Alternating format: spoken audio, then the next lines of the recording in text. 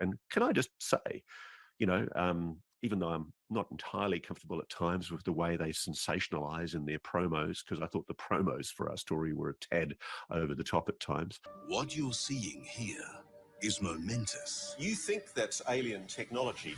Yes, I do. I thought the promos for our story were a tad over the top.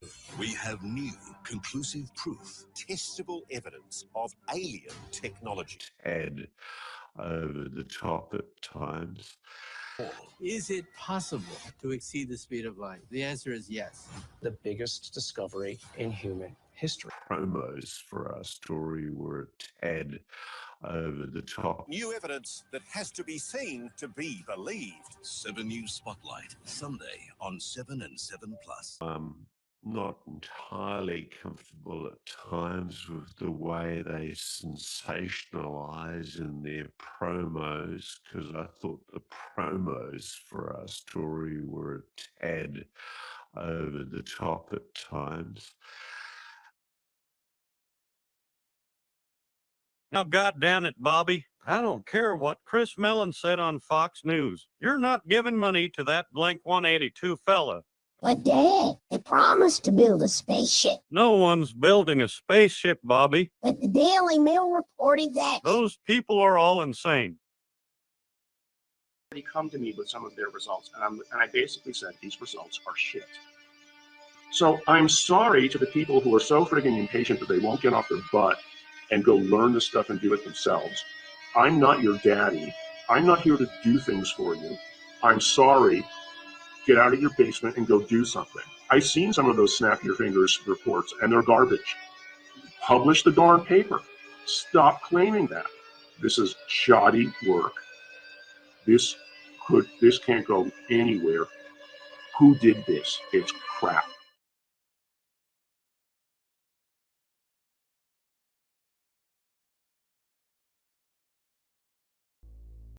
This video has come to be known as Go Fast and shows an object speeding just above the water. That thing is hauling That's ass. exactly my point. It's a little less than 2/3 the speed of sound. How is the craft able to fly so fast? We can apply basic trigonometry to figure out how far it moved. And in this case, this object moved about 390 meters in 22 seconds. And that corresponds to a velocity of just 40 miles per hour. That thing is hauling That's ass. exactly my point. 40 miles per hour. It's a little less than 2/3 the speed of sound. 40 miles per hour. But how is the craft able to fly so fast? 40 miles per hour. 40 miles per hour. 40 miles per hour.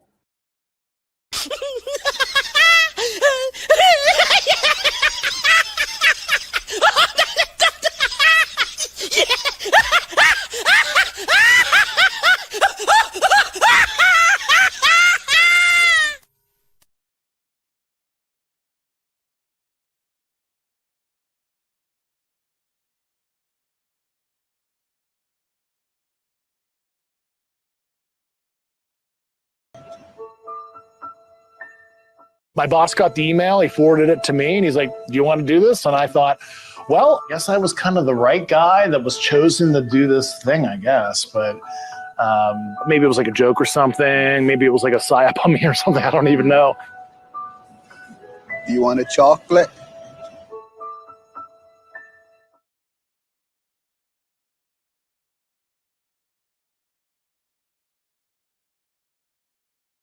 And Kurt, I'll tell you too, if I can. We hit the bathroom real quick, by the way. Go ahead. I'm not backing up, but I got to use the bathroom. It's a tough decision to decide whether or not to participate.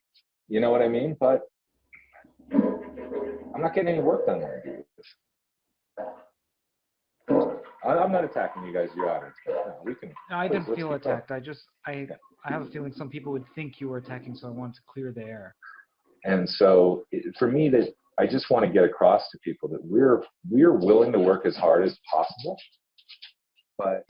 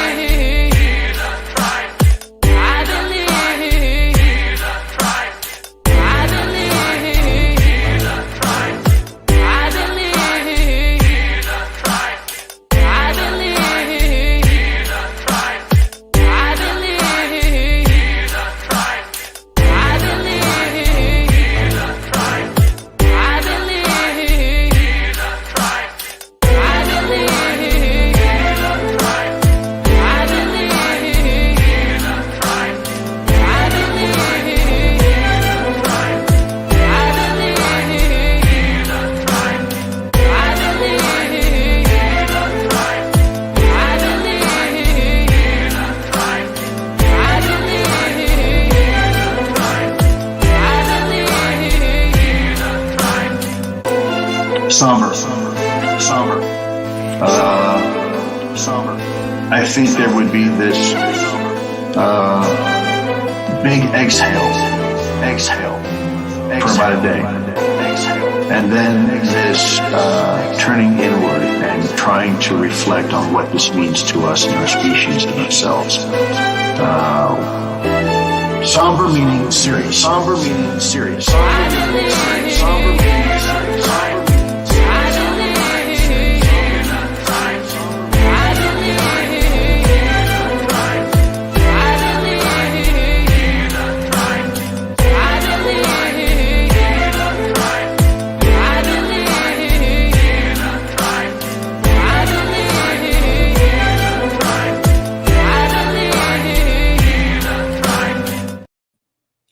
Greetings and salutations, friends, and welcome back. Happy to be here this evening. This may be the last show from our current studio until we move to Studio B for the remainder of the warmer months here where I live. But determined to get through it. Ice-T is standing by chock full of ice. Yeah, it's a little difficult, but I'm going to power through it. Glad to be here to do so. So I've got a great show for you this evening and getting some things off my chest. I have experienced a plethora of experiences that can only be called completely and totally cult-like in the past several weeks. And I'm going to detail some of those for you. For those unaware, there are some commonalities in cult tactics used to control their members. Things like perception management, controlling the flow of information, telling you who you're allowed to speak with or socialize with, for example, is one that I think many of us may have experienced. And when we get into the world of UFOs and aliens, what we see is a web of cult-like mind control, manipulation, perception management, and certainly information control. The phenomenon of cults has been a subject of both fascination and horror. And before we begin, I'm certain that many people will argue with me that UFOs and aliens is not a cult. However, after tonight's presentation, I feel confident that I can display to you that people involved with aliens and UFOs use the very same cult-like tactics that many cults we may be familiar with, like the Branch Davidians or Scientology and others, have used to control their members. And this is the dark secret of aliens and UFOs, and things that some of these UFO profiteering, promoting scumbags would rather people not hear. Behind the veil of charismatic leadership often lurks a darker reality, the insidious manipulation of minds through various tactics with the ultimate goal of control. From ancient sects to modern-day movements, the methods employed by cults to maintain dominance over their followers has remained alarmingly consistent. Central to the machinery of cult mind control are tactics designed to shape perceptions and certainly, and most importantly, to control the flow of information. We have all seen examples, or maybe you've experienced this yourself, where somebody will tell you you're not allowed or you should not speak to this person or speak to that person. As a show host, I certainly have also experienced my fair share of people telling me who I can and cannot speak to or have as a guest on my show. This is all to control the flow of information. Recently, I was just banned from a Facebook group. And by the way, we're going to get into that entire subject.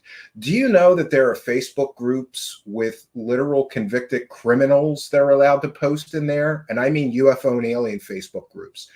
There are currently multiple Facebook groups about UFOs and aliens in which convicted felons and criminals are allowed to post anything they want. But me, as a well-known skeptical voice in this subject matter, is are banned. I'm not allowed to post. So essentially what the cult of UFO is telling people is you can be a convicted criminal, and you can even be a convicted criminal for some incredibly heinous things that I'm not going to get into here. Too ugly, but you can imagine what some of these people were convicted of. They're allowed to post in a public or private Facebook group, but a skeptic is not allowed to post there. That tells you what a level of cult-like behavior surrounds this topic. Now, on to the flow of information. Cult leaders, of course, understand that the power of perception is very powerful, and they exploit it ruthlessly by creating an alternate reality where their ideologies and belief systems reign supreme. They effectively isolate followers from dissenting viewpoints and critical thinking. Now, if we go back to this example of the Facebook groups, why do they need to isolate the Facebook group's followers from dissenting viewpoints and critical thinking? Ask yourself that question. Why is it that you could be a convicted criminal and you can post all the fake stories about aliens and UFOs that you want to, but if a skeptic joins that group and says, and by the way, does so respectfully, says, here's some videos of mine where I have a critical view of some of these belief systems. Oh, you get banned. You're not allowed in our group. One of the most potent weapons in the arsenal of cult mind control is the manipulation of information, language, and thought processes. Cults often employ loaded language, redefining common terms to fit their agenda. Does that sound familiar? Kind of like redefining the term UFO, changing it to UAP all of a sudden? Why is it? Could it be that that is a cult-like tactic, redefining common terms to fit their agenda? And also, of course, this is done to foster a sense of belonging among members. Through repetitive indoctrination, dissenting opinions are labeled as heresy or a problem, while unquestioning obedience is glorified as the ultimate virtue. And we have all seen this. How many times have we seen people who simply question the UFO or UAP narrative get attacked mercilessly? People have been blackmailed, stalked, threatened, intimidated, doxxed, harassed. People have gone to Child Protective Services to have people's children removed from their custody because they questioned these UFO cult-leading scumbags. That should inform you what a toxic environment this is. And by the way, that is an environment that I believe, and I'm entitled to my opinion, has been encouraged and fostered by people like Lou Elizondo. At the very least, Lou Elizondo should be aware that his members are actively threatening people, harassing people, doxing people, harassing people, taking all manner of retaliation against his critics. And he has yet to say he condemns that behavior. Instead, he follows some of those disgusting scumbags on Twitter, or he rewards them for going after his critics with things like doing their show as a guest one more time. We've seen that happen. Furthermore, cults and cult leaders meticulously regulate the information available to their followers. Does this sound familiar? We can't have any skeptical voices. Why is it that in all those UFO and alien Facebook groups, if you post a video from someone like me or Stephen Greenstreet, Mick West, or John from the Black Vault, God forbid Mick West, they delete the video? Why do they need to do that? Could it be because they are meticulously regulating the information that is available to their followers, which, of course, creates an echo chamber where dissent is not only discouraged, but actively punished. We have seen this time and time again in the UFO community. Dissent or questioning, especially questioning some of these UFO celebrity scumbags. And by the way, let me just put it on the record. UFO celebrities are not heroes. They are lying scumbags. There, I said it. I guess I can expect more harassment, doxing, threats, intimidation, being banned from more groups. UFO celebrities, by and large, are not heroes. They're not here to give you disclosure. They're here to fill their pockets with every dollar they can, and they are scumbags. At least, the evidence supports that most of them are scumbags. There, I said it. So back to the echo chamber, where dissent is not only discouraged, but actively punished. Access to external sources of information is often restricted in a cult, and critical thinking is suppressed in favor of blind allegiance to the group and its leaders. In the digital age, this control of cult-like groups certainly extends to online platforms, where cults monitor and censor online interactions to maintain their grip on the minds of their followers. Does this sound familiar? We all know that I am correct. You cannot go and question things in a UFO or alien Facebook group. Or what about Reddit? Reddit is a joke. Don't get me started on Reddit. You cannot. That's another place. Are UFOs? You can't post video from my show there. They will instantly delete it. Why? Because they have to censor online interactions and maintain their grip on the minds of their followers. The methods used by cult leaders to control their followers are as diverse as they are disturbing. Charismatic charm is often the first weapon in the arsenal. Charismatic charm of the cult leader, drawing unsuspecting individuals into a web of manipulation. And once ensnared, followers are subjected to a barrage of psychological tactics designed to break down their sense of self and foster dependence on the cult and its leader. And we've seen various examples of people using these tactics. And we've even heard from whistleblowers, people like this Rocky Swanson in his interactions with Lou Elizondo and others, Jeremy McGowan, who felt completely and totally manipulated by a charismatic cult leader. And of course, I'm, paraphrasing. You can see our full reports on those subjects. Next, and this is one thing I love, because sometimes, the universe just sends you a message, right, that you are on the right track. Included in my article here is a note here about gaslighting. Gaslighting is a form of psychological manipulation aimed at sowing doubt in the victim's perception of reality.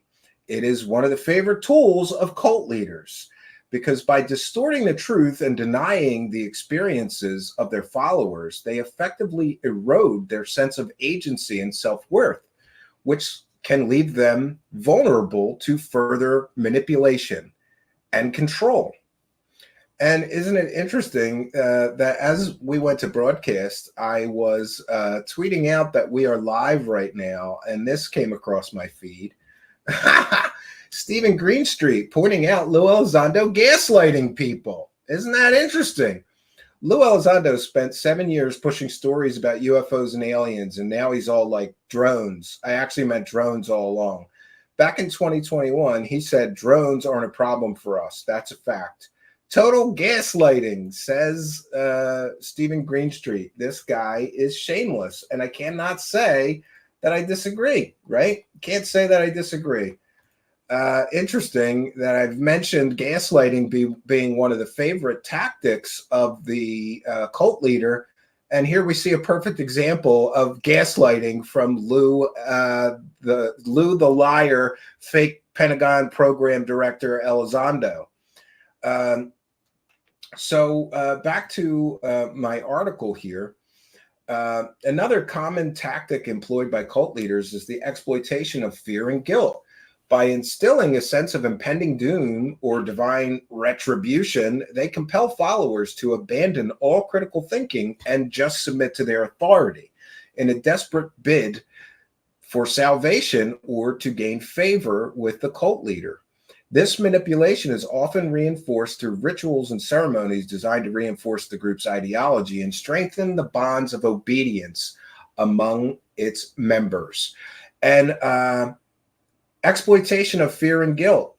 Many of these groups have guilted people into doing things for them, guilted people into doxing people, harassing people, threatening people, calling child protective services on a mother who questioned the false narratives. Why would somebody do that to somebody that was a parent?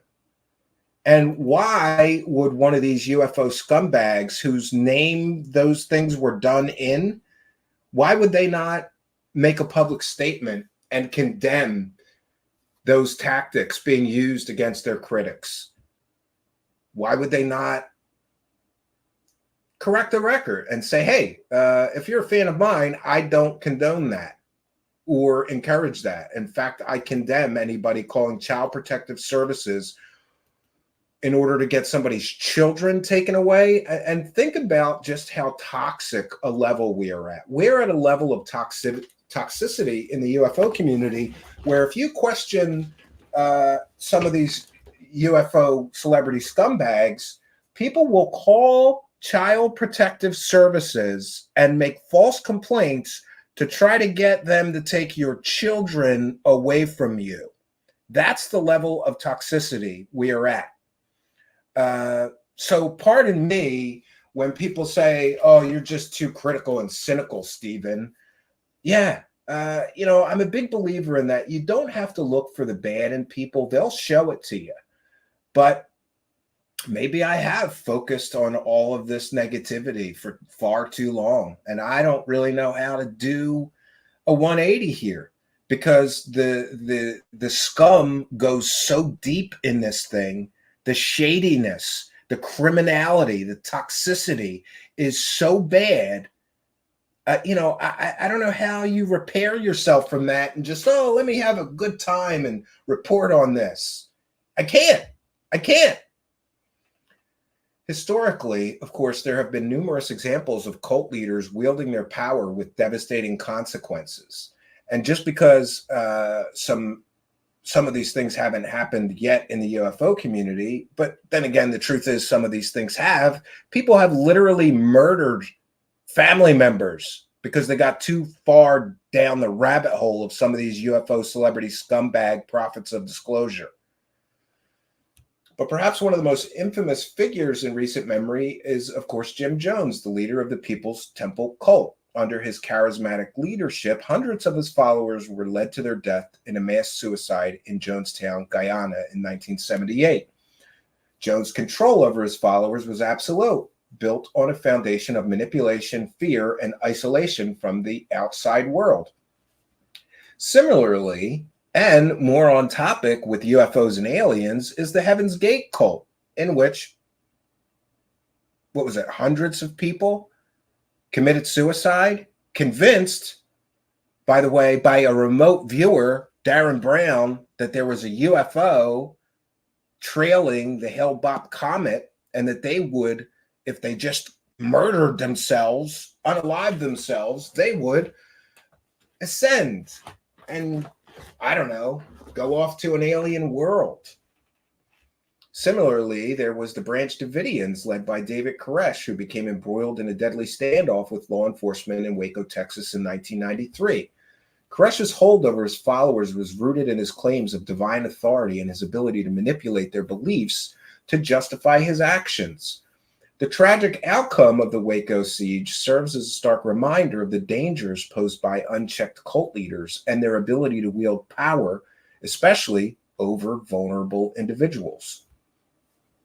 So what I have learned in my research efforts is that cult mind control tactics represent a grave threat to individual autonomy and societal well-being.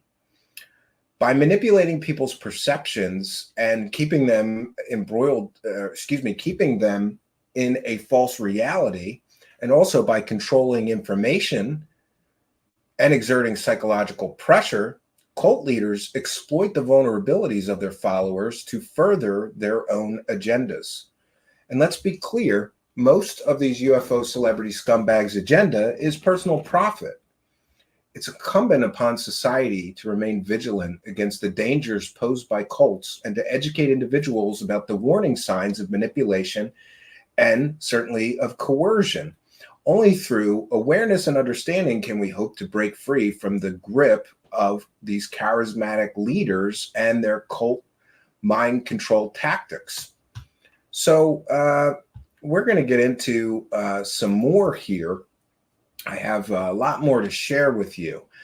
But before we begin and go forward in my presentation about cults and the cult of UFO, I thought it'd be good to share some more damaging revelations about Lou Elizondo, who claimed that he ran a Pentagon UFO program. And it turns out he never ran a Pentagon UFO program.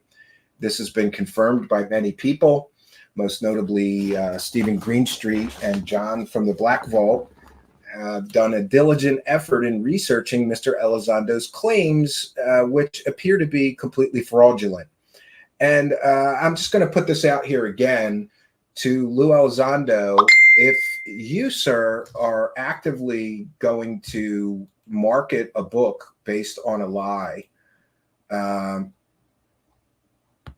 so we got an answer from the UFO group. It's like a 9-page letter.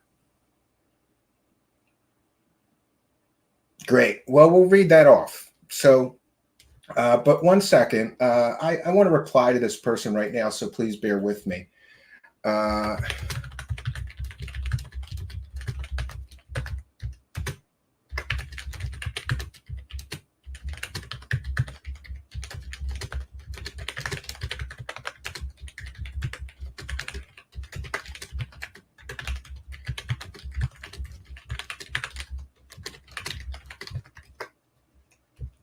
All right, so this person sent me is from a Facebook group called The UFO Phenomenon, A Serious Look. His name is Ralph Howard. I'm not going to read his reply right now, but we'll get to that. Apparently, you know, I told them I'm gonna talk about this on my show. And let's be clear, there is a Facebook group on Facebook called The UFO Phenomenon, A Serious Look. And here's what I'm aware of. There are convicted criminals. People who have criminal convictions can post anything they want in that group.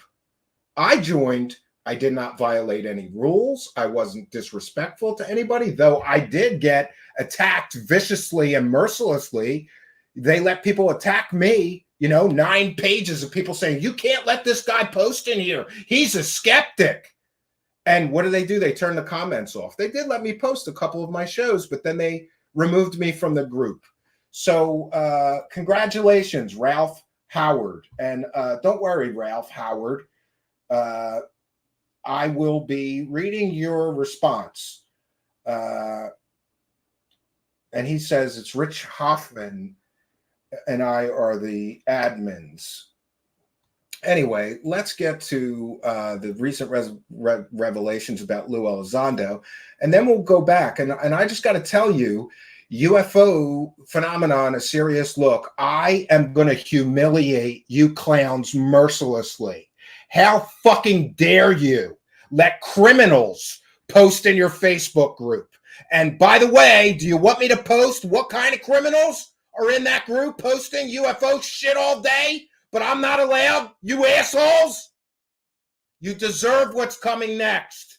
This is what happens when you try to censor somebody with a following 50 times bigger than yours, you bunch of Facebook dorks. All right, get upset. We're going to try to calm down and get back to a more fact-based presentation.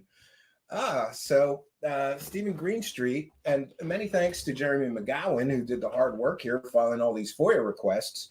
So one of the arguments people that are pro-Lou for a long time now have been saying, oh, well, when Lou filed his complaint, with, I think it was the ICIG, he said he was the director of Aero, and they didn't say he wasn't. So that means he was. No, or excuse me, the director of ATIP, and they didn't say he wasn't. So that must mean he was the director of a Pentagon program. No. The FOIA documents that Jeremy McGowan got state, quote, the DOD OIG, Office of Intelligence General, did not ever definitively establish Mr. Elizondo's role with the Advanced Aerospace Threat Identification Program. In his interview, Attachment 1 with us on May 19th, Mr. Elizondo asserted that he was running that Advanced Aerospace Threat Identification Program for the Undersecretary of Defense of Intelligence. We did not challenge his assertion, nor do we undertake any investigative activities specifically designed to confirm or disprove it. Mr. Greenstreet writes that UFO believers had previously pointed to DOD IG documents in which Elizondo is quoted saying he ran ATIP as proof that he actually did. They can no longer do that. My previous reporting at the Post debunked Elizondo's claims to science fiction fame. These new DOD documents are just another nail in the coffin. So there we have it. The DOD Office of Inspector General did not ever definitively establish Mr. Elizondo's role with ATIP. So that's what we get. We get a fake Pentagon UFO program director, who's been lying to everybody for 7 years. And I started saying it earlier here, and I'm going to renew that. I'm just letting Mr. Elizondo know that if he plans on marketing a book by lying and saying that he ran a Pentagon program that didn't exist, that he never ran, I'm going to call every state consumer protection agency in the United States and ask them why he's allowed to essentially, or ask them, is it consumer fraud to lie to sell a book? And if so, why are none of you consumer groups taking any action against Mr. Elizondo for his willingness to lie to market and sell a book based on completely and totally false claims about his employment history? I think that's fair. And if you don't, suck a dick. I'm doing that. All right, we're going to move on here. I have some other interesting things to share about cult-like dynamics. Or you know what? We'll get to this. Let's get to this Facebook group. We'll get that out of the way.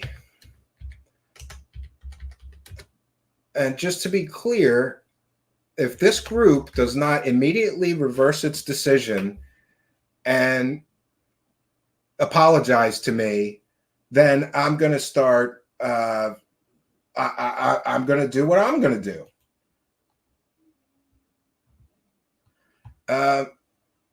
1 second.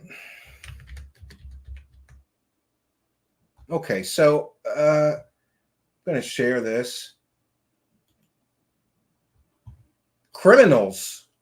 And boy, if I told you what kind of criminals, you would really think bad of these people that run this group. But, it is what it is. The UFO phenomena, a serious look, right? And it's a private group. They just removed one of the moderators, by the way.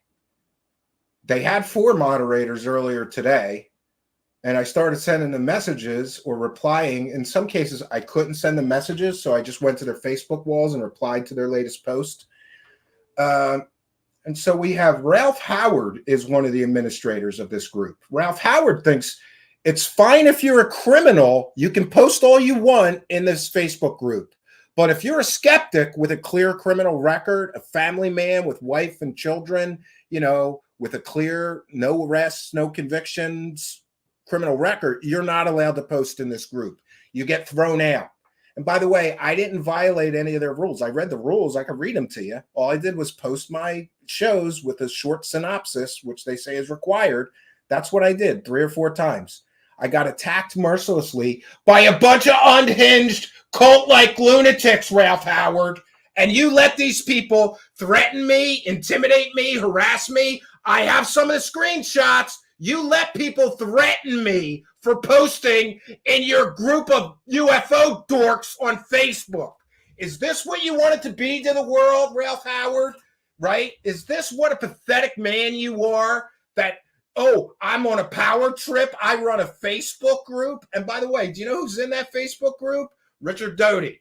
You can be an admitted paid government disinformation agent, and you're allowed to post in this group and be a part of it. But if you are skeptical of UFO claims, they have to delete you, right? To preserve their echo chamber. And who's this? Rich Hoffman is another one of the moderators. And Richard Davis. And these people live in Alabama. Boy, great. So the lesson is, oh, you know who else is a member of this Facebook group? Eric Davis. So you can be a complete and total UFO wackadoo who makes out of this world wackadoo claims about alien spaceships in the possession of the United States government. That's okay, right? Oh, one second, friends. You can be a government disinformation agent, an admitted one, who drove somebody to the point of insanity, right? And you're allowed to be a member of this group.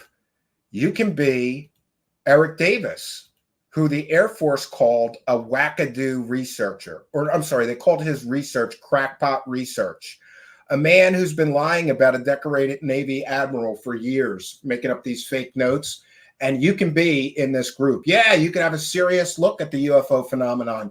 If you're a goddamn criminal, or if you're a paid government disinformation agent, but if you're just a working guy who's got an 8-year track record of accurate reporting and never selling out and selling fake stories for money, you're not allowed to post in this group. How dare you be skeptical of our UFO claims, right? And while I was a member of the group, they let a bunch of unhinged lunatic wackadoos harass me, threaten me, intimidate.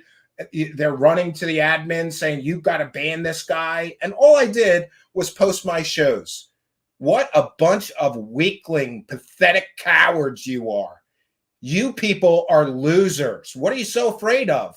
The fact that somebody might get the other side of the story, that you Kool-Aid drinking, cult licking assholes never give people the whole story? Is that what you're scared of? They might get the rest of the story from me and not believe in your fairy tale delusional fake world anymore?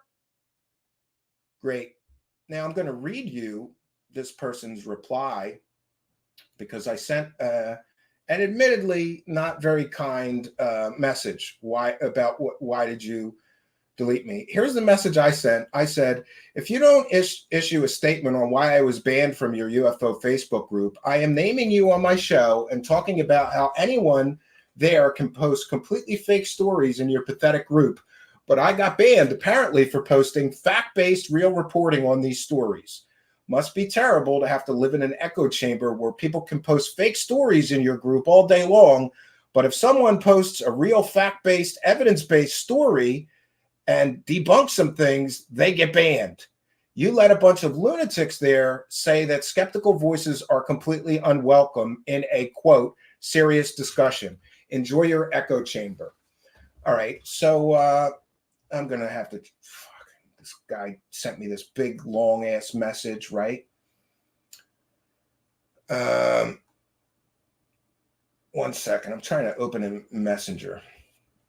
Okay, this is Ralph Howard, one of the pathetic losers that runs that Facebook group, or is an administrator, whatever. He wants to be very clear in his role. He says, Stephen, please read this carefully before responding. First, understanding that this is not my Facebook group and page. Rich Hoffman and I are the only two administrators, but Rich is the boss. He founded the page in 2012 or so. We are both in the SCU, but Rich is a founding board member. What is SCU? Anybody know? I don't know what SCU is. That's probably some UFO circle jerk group.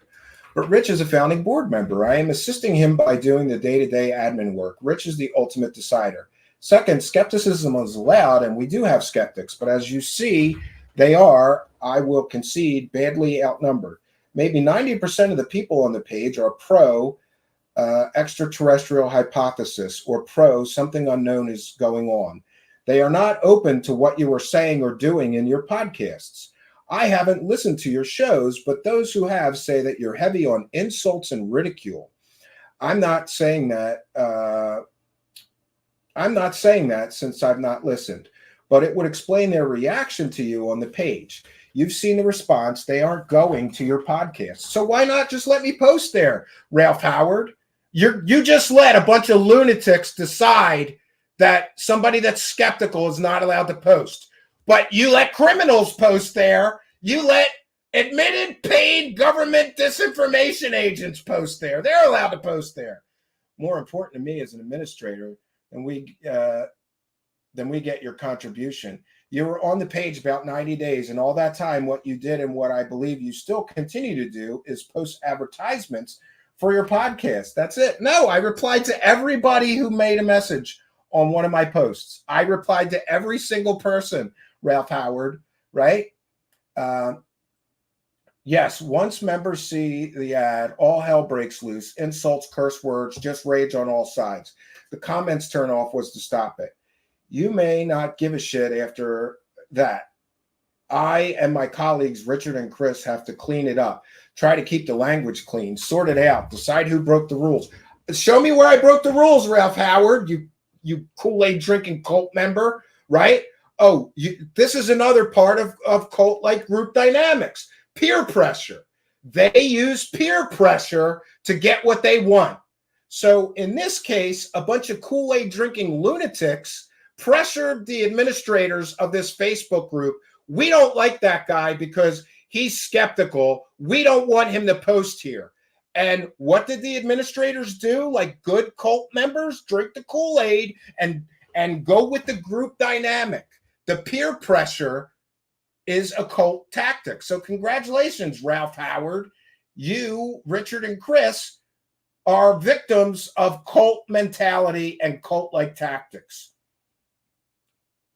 If we allow comments after you post an ad, all hell breaks loose every time. And if you think any of the raging flame war that follows does anything to bring people to your podcast, you're dreaming. So I turn the question back on you. Why the hell do you want to post these shows here? What is your point? Do you think you're converting people? When it's all added up, we're not seeing myself, Davis, Rakowski, Hoffman, the value to the group. There's more wackadoos on there. Continuing your involvement. Members are fully aware of your show is out there. You're on Twitter and they know that. Well, then why are you silencing me, Ralph Howard, you pathetic coward? You're a piece of shit. And anybody that has to silence a critic is an intellectual weakling and a coward, Ralph Howard, right?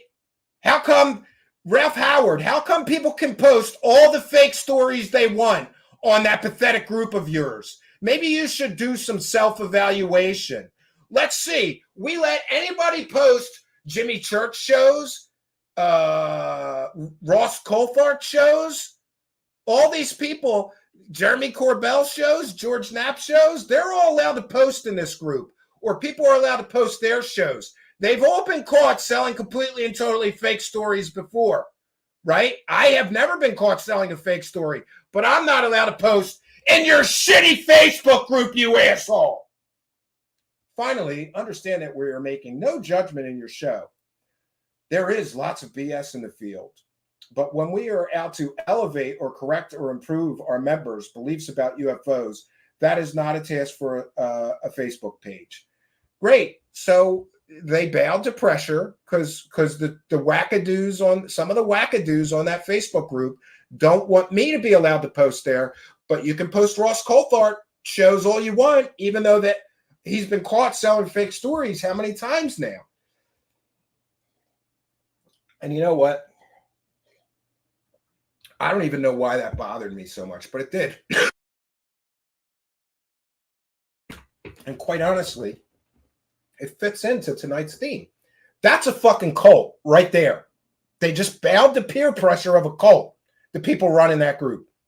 And hey, if I'm being unfair to those guys, or I was too harsh, just let me post my shows there then and turn off the comments. Is it that hard to be inclusive? Why can't you be inclusive? You're only allowed to be included in this group if you're a fucking wackadoo that believes aliens are visiting Earth with no goddamn evidence at all? That's what you need to do? You need to just forget about critical thinking. Then you could be a part of our group, Stephen. I don't want to be a part of your group. Your group is a bunch of fucking nutter wackadoos. All right. We want to take a moment to thank some kind and generous people. We have High Speed Chase with a kind and generous $5. It sounds like some Wookiee spanking Alabama crap to me. What a bunch of wackadoos. Thank you, High Speed Chase. High Speed Chase with another $5. He says, get him, Stephen. Tell these ass goblins what's up. I will. And thank you for your kindness, generosity, and support. And thank you for allowing us to praise the cash. Praise the cash, praise the cash, praise the cash. All right, I've got a few more things to share. And by the way, that Ralph Howard, you're always free to change your mind and decide that you don't want to be a scumbag. I mean, it's up to you. Do you want to be a censoring scumbag who only allows wackadoo viewpoints in your wackadoo group? Or do you want to show the world that you believe in free speech and fairness and equity and inclusion, right? And by the way, Ralph Howard, I may decide that I identify as a certain thing and decide that you discriminated against me. So I think I'm going to report that to Facebook because you don't have the right to exclude me from your group based on what I identify as, right? We can pull that. We can all play games. We can all play games to stop people from we can all play games, right? If you want to remove my free speech, you piece of shit, is that what you got to do to live in your goddamn pathetic echo chamber, you loser? You got to remove people from the group. You have to stomp all over free speech, right? This is like communist China over here. It's wonderful, right? That sounds like some three-dick combination of wackadoos, says High Speed Chase. Thank you very much. And then we have Govan with a kind and generous $5 as well. Thank you both for helping. Praise the cash, praise the cash, praise the cash. A little quick on the draw there. Thank you both for helping us to praise the cash. So I've got some more to share with you. Since we're educating people on the subject of cults and the cult-like brainwashing. By the way, this Facebook group, I'm going to keep harping on. This is the perfect example of everything that I'm talking about. They are literally using cult-like tactics to preserve their cult delusions, right? We're going to put our fair use banner up and we're going to try to educate you about how cult brainwashing works. I thought this was an excellent video. Why is it doing that? There we go. This is fair use. It's transformative work. We're educating the public. Cults will teach you to ignore your inner heart and inner voice because those are an obstacle to living in the fantasy bubble. Fantasy bubble. I've called this the delusion bubble. You've heard me talk about the delusion bubble. People like these assholes in this Facebook group that can't stand critical voices, they live in a delusion bubble. They live in a delusion bubble. And that delusion bubble is carefully guarded. You don't want anybody coming in with the ability to pop that delusion bubble.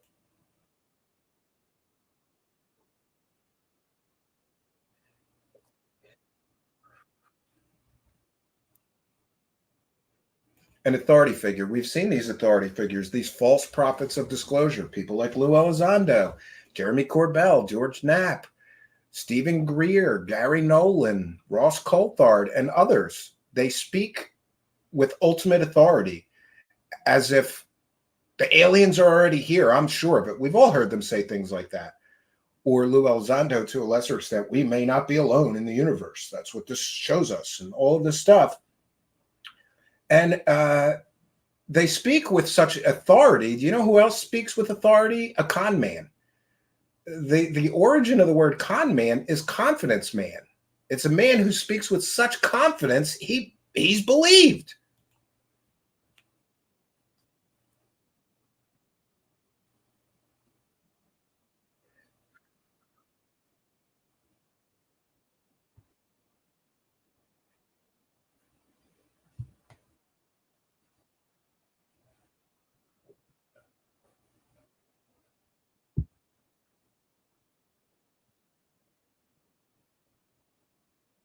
Oh, what is that? That's weird. Hold on. 1 second. I think I got the wrong one here. I'm sharing the wrong one. I apologize. I'm listening to it. Hold on. Let's start over here. Let me get rid of the wrong one. Oh, I did. I had 2 videos of this guy. That's where I screwed up. So I apologize. Let's start over.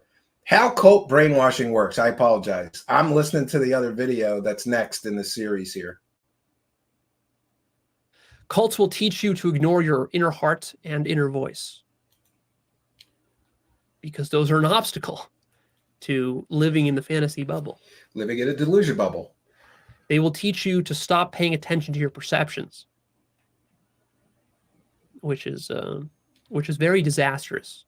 Because if you think about it, perceptions are the only thing that grounds you to reality. If not for your perceptions, you really have nothing but fantasies and concepts and beliefs.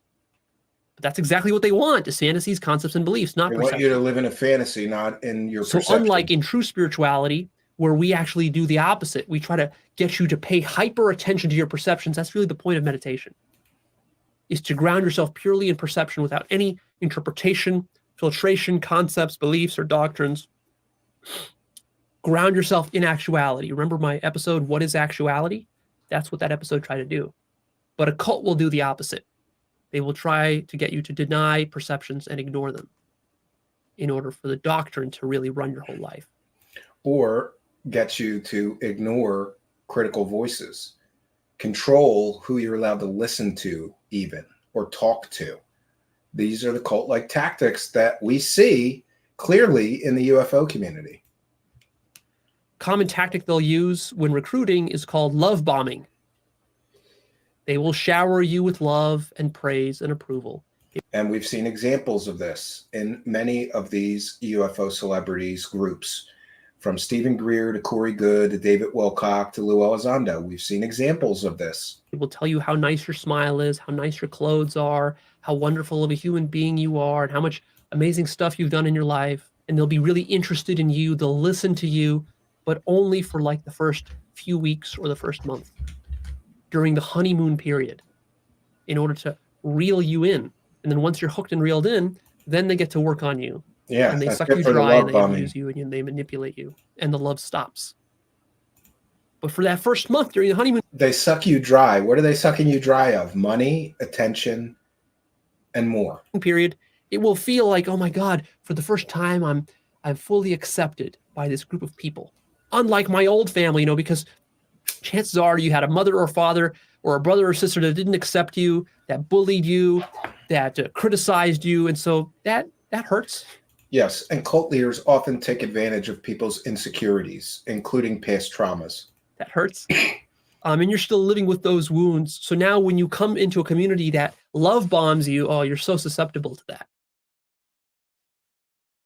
But it never lasts, because they don't really love you. They're just manipulating you to serve their ego. The ego is not capable of love.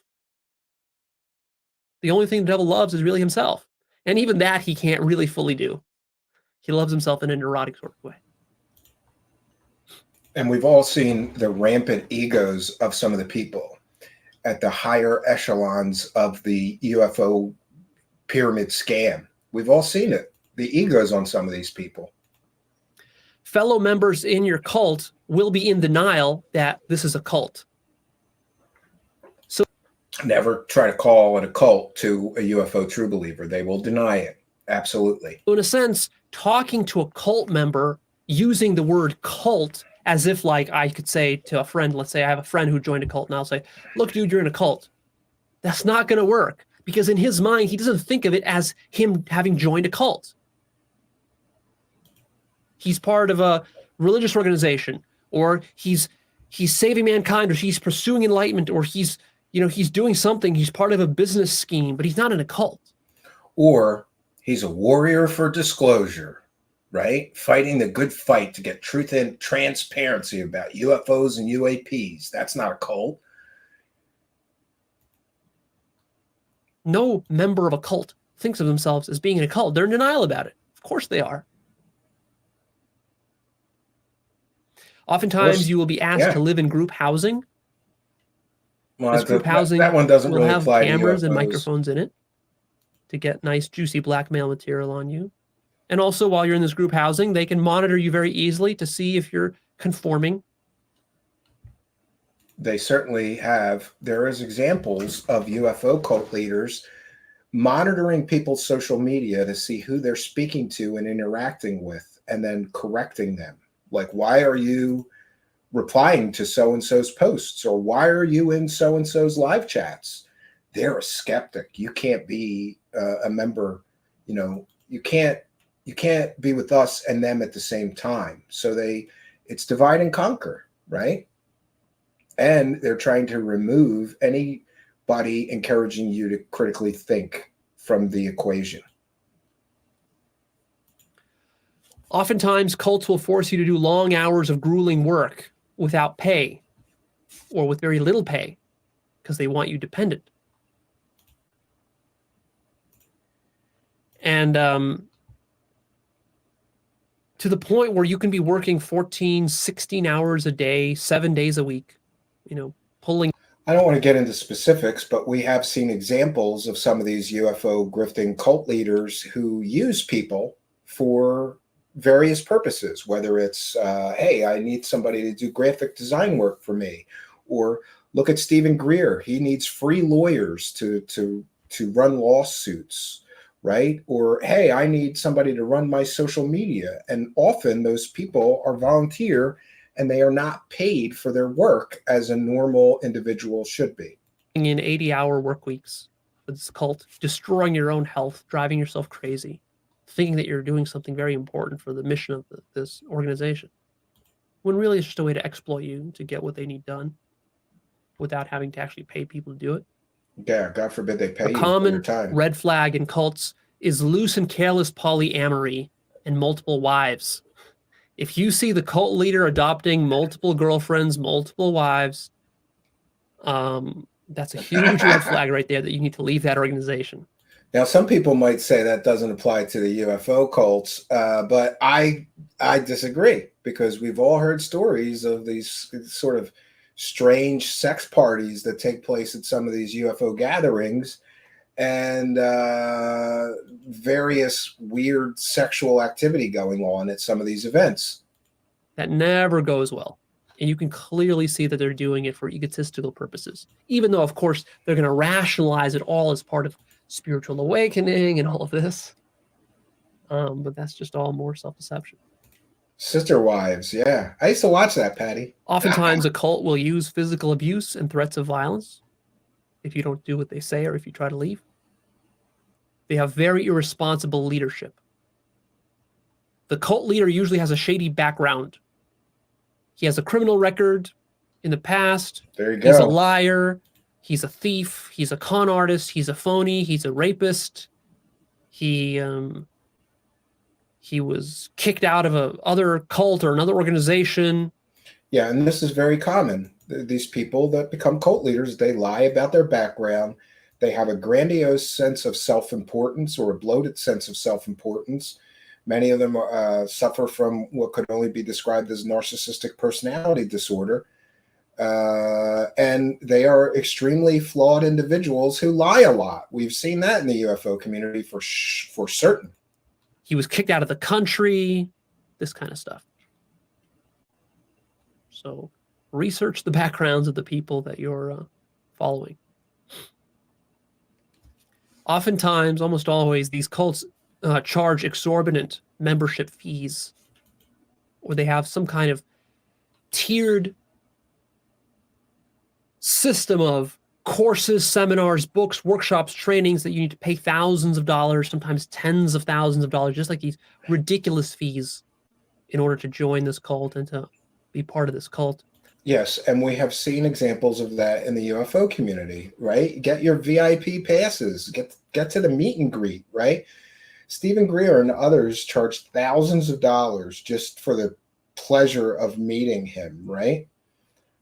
Disclosure Boner is here and says, we grifters, we grifters, we grifters. Autistic garbage peddlers. Oh no. Yeah. All right, we're almost through. I think I was reading a book about Scientology, and in that book, it said some amazing figure, like hundreds of thousands of know dollars. what it costs to go through all the different levels of hundreds of thousands of achievement in the hierarchy of Scientology, like to become the highest level of Scientologist. I think you have to spend like $400,000 if you add up all the courses, all the seminars, all the trainings, all the workshops, all the books, all the manuals, all that stuff, all of it. It's like $400,000. Greer charges you to pop his pimple. That's gross. That's how they get you. And believe it or not, that is how they get slowly, you know, it's kind of like boiling a frog in water. You know, if you do it slowly enough, then you sucker people in. Hail Thetan. Nobody's stupid enough to pay $400,000 up front, but they will sucker you in. And they will leech you of all your money, and not just your money, but even your assets. Yeah. Anything valuable you own. Yeah, Scientology is famous for just telling people to take out credit cards. You need this coursework. Paintings, computers, sell your cars, houses, you know, whatever. They will get that from you. Of course, the cult will try to manipulate your relationships with your friends and family. That's another dead giveaway that you're inside of a cult. Another big warning sign. You know, in a legitimate organization, they won't try to manipulate your relationship with friends and family.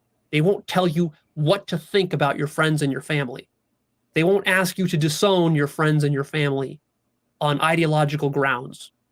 And we have seen numerous examples of the UFO cult doing exactly this. Remember, if you're in a Facebook group and somebody is deciding that other people are not allowed in that Facebook group for whatever reason, or you're not supposed to listen to a podcast or watch somebody's show or be engaged with somebody on social media, there's a reason for that. And it's not because they want the best for you. They want the best for them. It's what is going to be the best of them, right? And there's a part 2 to this, which I mistakenly almost shared first. I was listening to it. Let's go over that one as well. And I'll add these links to the description of the video. Post broadcast, a little behind today. This is on why people. Oh, did I kill the wrong one? Comfort in certainty and authority. Oh, wrong one again. Oh, I have it. I have a video on how cults rewire your brain that I also thought was very interesting. How do they brainwash people? It's an interesting topic to me. Again, this is fair use, transformative work. We're educating the public. Long time. So I figured we'd take a look at Google's most searched questions about cults and see if we can find the answer. Let's get into it. This is psychological techniques that cults use. The first question we've got is how cults work. This one is a little abstract, so let's take a look at the next few questions and see if they answer it for us. The next one is how cults brainwash. There are a few top people in the field of cult research. Back in the 60s, a guy named Robert J. Lifton wrote a book called Thought Reform and the Psychology of Totalism. American soldiers are being captured by the Chinese. I highly recommend that book, by the way, if you're interested in cult dynamics and methodologies. And a few months later, a video would surface of the U.S. soldiers saying all this great stuff about the Chinese government and communism, and a bunch of negative propaganda about the U.S. government. My name is Harold Webb from West Palm Beach, Florida. My name is Aaron Wilson from Urania, Louisiana. This is a very happy moment for me, for now I am free from McCarthyism. Friends, the only way to stop fascism in America is to do as I have done. Stand up and fight for our rights. My name is Louis Griggs, and my home is at Jacksonville, Texas. I stayed Yeah, behind so this to is escape the red bait. this is wild. They were able to just completely and totally brainwash American citizens into making statements against the American government and in favor of the Chinese government. In McCarthy, and they're sure that I'll never again have to fight in another unjust war as I did in Korea.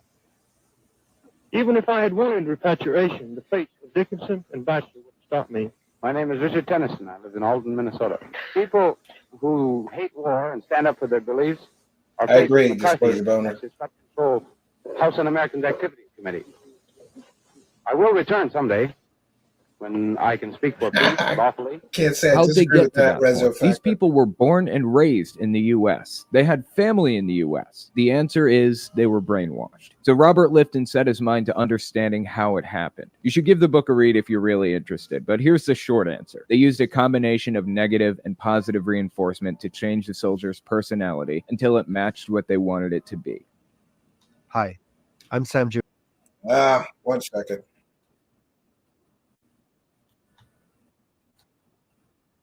One second, let me share that again. I didn't mirror these. Busy day here. Or really well. That challenged their perception of the situation. They were trained to view the Chinese as the enemy. Now that they changed their perception, they needed to change their behavior. What you do on the outside is reflected on the inside, and vice versa. So they'd offer little things to the soldiers if they were willing to say something good about the Chinese Communist Party. They wouldn't offer them so much that they could justify doing it to their friends. Like if they'd offered the soldiers freedom just to say something nice about the CCP, then it might be a justifiable trade-off. It would be little things like cigarettes. They'd say if you write an essay where you say one good thing about the US and one good thing about the CCP, then we'll give you 5 cigarettes. That would make this stay a little more pleasant for them. And it's just one thing. So why not? They'd do it. Then they'd have them write one bad thing about the US and one bad thing about the CCP. They'd take those essays and hang them up all over the camp. When asked about it, what's the person going to say? They turned into a traitor for a few cigarettes. They'd go in defense mode and make up some story about why they wrote it, and it would open their friends up to the idea that it wasn't so bad. They wanted them to own what they'd done. Slowly but surely, they'd modify people's behavior with rewards and punishments, effectively programming in a new personality. They get you to go this far. What about a little further? Can they get you to talk to a CO about the good qualities about China if they give you an extra pillow to sleep with? What's the big deal? Over the course of months, slowly but surely, they managed to re-educate POWs and turn them into advocates for communism. Fundamentally, yeah, and that's crazy. And equally crazy to me is some of these cults, like David Koresh essentially told married members of his cult that they weren't allowed to copulate. They weren't allowed to have sex with their wives anymore, but he was, and they went along with it. That's how cults work too. They isolate you from friends and family, make you reliant and obedient to them, and then modify your behavior until your personality is a reflection of what they want it to be. So in a nutshell, that's how cults brainwash people. And I think that covers the next question too. How do cults rewire the brain? Let's take a look at the next one. How do cults recruit? This one includes some level of manipulation too. Usually cults look for people who might be in an emotionally vulnerable situation. We've all seen people in the UFO community, at least I have seen many, that appear to be extremely psychologically vulnerable or mentally vulnerable.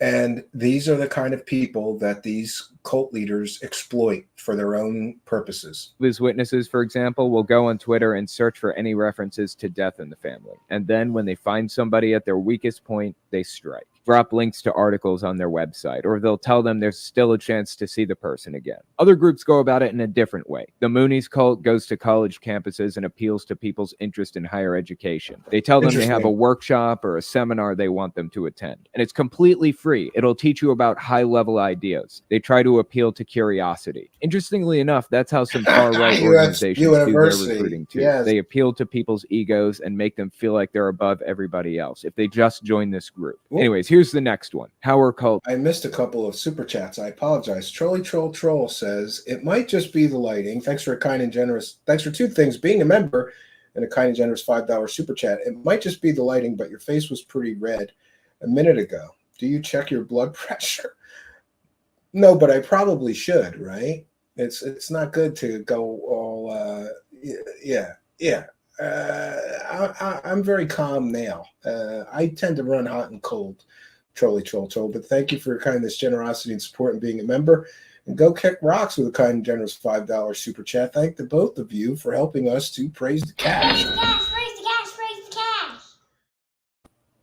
cash. All right, we'll continue our journey here. It's formed. This one is complicated. I came up with some of this myself after years of studying and learning about this. But in my experience, cults usually come in 3 flavors. They're what I call decentralized and non-focused, decentralized but focused, and centralized and hierarchical. Level 1, level 2, and level 3 in that order. Cults can't be categories like Christianity or Islam. They have to be specific, distinct groups like Scientology, Heaven's Gate, or Jonestown. Decentralized, non-focused cults are groups that don't really have much of a leadership, or didn't start out with one. They just kind of sprang up out of nothing. Usually they start on social media. A good example would be flat earthers, anti-vax mom groups, or certain vegan groups. Then we have decentralized but focused groups. This would be your cult of personality. Groups in this category usually have little to no direct contact with their leader, but the leader is one specific person who spreads an ideology to others. Outside of that structure, it still has to operate like a cult to be considered one. Joe Biden has an ideology he disseminates to others, but the members aren't experiencing personality modification, the hallmark of every cult. In a cult of personality, the person's followers will take their word over hard evidence.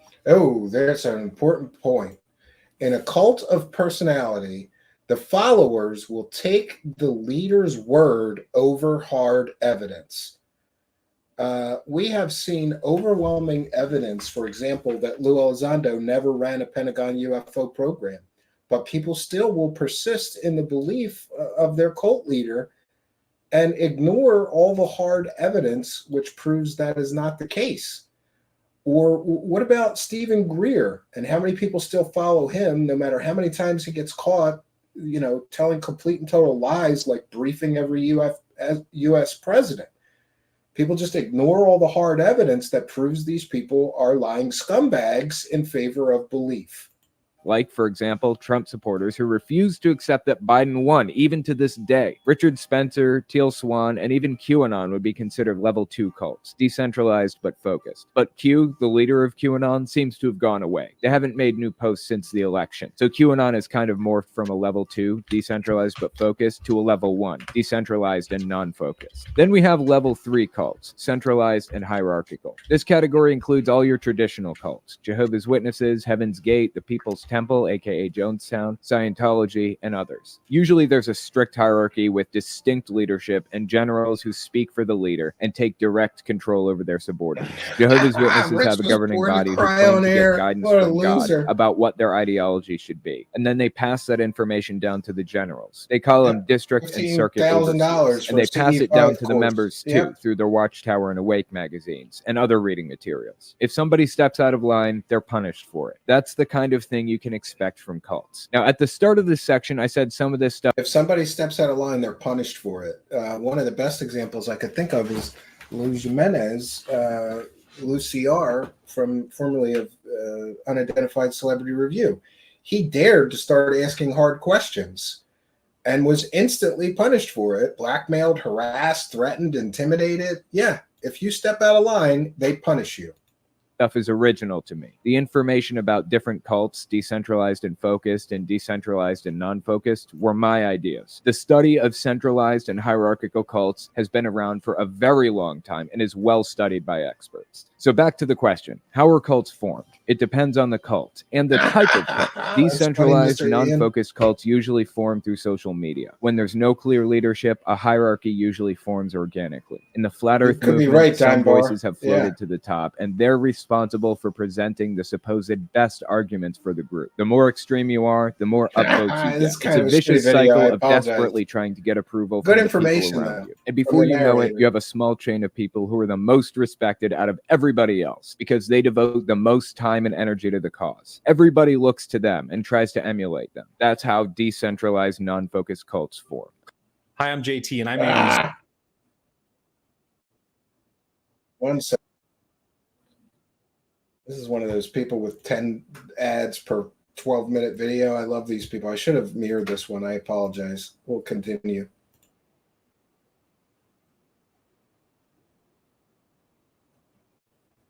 They form Can't out a deny lens that, they Chuck, use to man. You view may the be world, right. and they pass that Rayleigh lens down to is, others, yeah, like that's Jordan another Peterson, UFO for cult. example, or Donald Trump, or Teal And Swan. As Unarians, for that's another centralized UFO hierarchical cult. cults, the common perception is that these start as religions, but that doesn't I always know, I have don't to be mind the case. disclosure, brother. Scientology did not start as a religion. It's a psychology cult, not a religious cult. Same with Heaven's Gate. It wasn't really a religious cult. It was a UFO cult. These groups commonly integrate religion into the belief system, usually to avoid taxes, as in Scientology's case, but not always. They usually start as small groups of friends who have common beliefs, and they start getting more and more extreme until they go completely off the deep end. Anyway. Yeah, and by the way, how many of these UFO-related nonprofits are there now? We've got the Soul Foundation. We've got Ryan Graves' organization. There's Tim Gillette, the Navy guy. He's starting an organization. Everybody's starting a tax-exempt organization. Danny Sheehan has one now. They're all tax-exempt, like a Let's look at the religion. next question on the list. The next question is, how do cults become religions? That's an interesting question. The implication is that every religion started out as a cult, a premise I completely disagree with. Not I all agree, cults are Northside. religions, and Yeah. not all religions are cults. But I'm guessing this came from that bit from the Joe Rogan comedy routine where he says, in a cult, they follow everything this guy says, and in a religion, that guy is dead. It's a good joke, but it doesn't match the science. Religions and cults aren't the same. Next question. How do cults make money? Thanks, This Disclosure obviously Corner. varies from group to group, but as I mentioned earlier, lots of cults try to achieve tax-exempt status any way they can. And in some cases, the quickest and easiest way to do that is to turn yourself into a religion.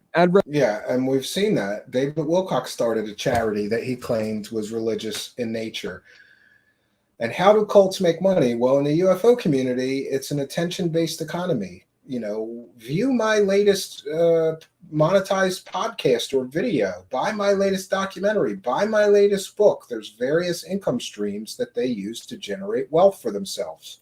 Revenue is a pretty popular way to make money, so some decentralized, non-focused cults will start YouTube channels or Facebook pages. Cults of personality will profit off of merchandising and donations from the adherents. But centralized and hierarchical cults, that one is the most interesting. Again, they'll usually profit from merchandising, ad revenue, all the same stuff as the others, but they'll usually have another operation on the side. Jehovah's Witnesses, for example, have to learn how to survive with basically zero donations from the members because they discourage their members from going to college or otherwise investing in their future because they think the end is so close. As an ex-Jehovah's Witness, I was told it was going to happen any 5 minutes now, since I was born. So how do they do it? They encourage their members to learn trades since the beginning, because when Armageddon happens, all the loyal Jehovah's Witnesses will be left on Earth to rebuild afterward.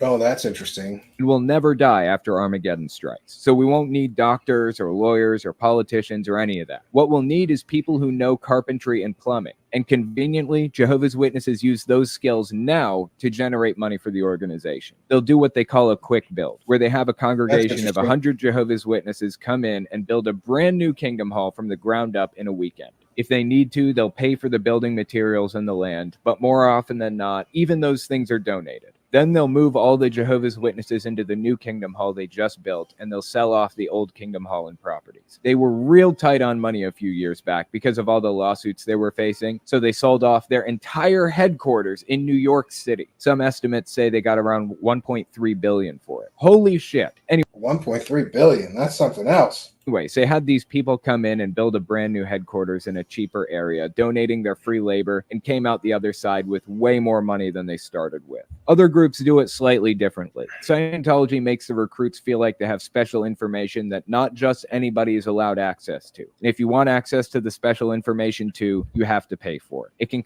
Does that sound familiar? If you want access to the special information, you have to pay for it, right?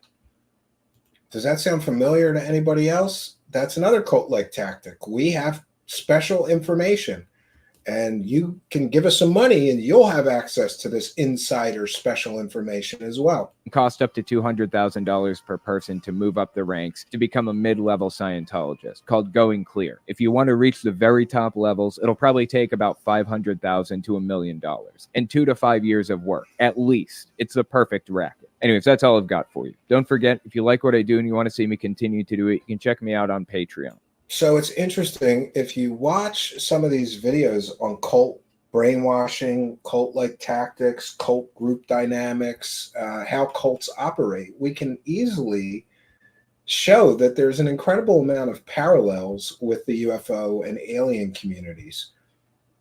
I wanted to sort of bookend my thoughts on this by talking about some specific things, like echo chambers. We've all seen in the UFO community, there's echo chambers.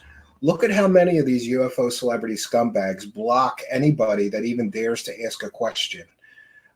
There's been many examples of this that I could cite, but my favorite is Gary Nolan. He blocks people from just asking a question. Even if they ask a question respectfully, he blocks them. So these echo chambers that these people live in, and by the way, this extends to podcasts and YouTube shows. You know, you can't go into, for example, a Jimmy Church show or a Linda Moulton Howe show and be critical of the guest or of the show host, or ask them why they were selling provably fake stories if you catch them like we have. You can't do that. They just delete your comments because they need to live in an echo chamber in order to preserve their cult-like delusions. Then, of course, another tactic of cults that is very, very common is that as a group member, you have a complete and total inability to question the leader or be critical or ask critical questions. They just don't allow it.